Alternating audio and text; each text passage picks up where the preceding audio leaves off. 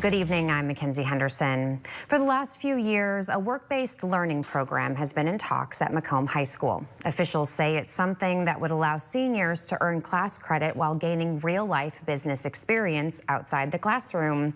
And WGEM's Dylan Smith is back from McDonough County, where he talked with the leader of the program and a student to find out what's in store. Dylan.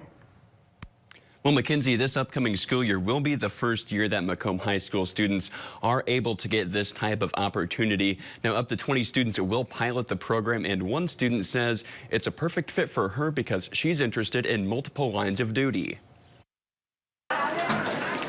Students go to school day in and day out learning the complexities of math, science, and other subjects.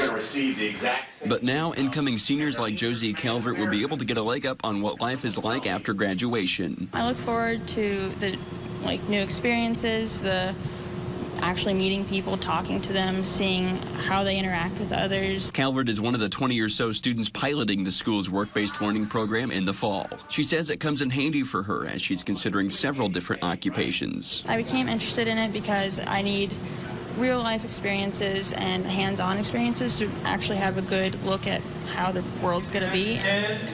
FFA teacher Wyatt McGrew will facilitate the program and was part of getting it off the ground. The big thing is it gives the students an opportunity. Career readiness is something that is critically important right now, and it's something that a lot of our employers and people in town have said our students need, is they need to be career ready. The next step is to officially partner with businesses. Principal Scott Sullivan says the rest of the school year is dedicated to just that, accommodating students' interests and what interests there could be down the road. We want them to be able to learn about that career, have that experience, potentially develop skills, and hopefully live and work in our community. To give students like Calvert the opportunity to get a feel for multiple careers before she even walks the stage. I've thought about working and being around the Park District, seeing how they have meetings and just work with kids in the community.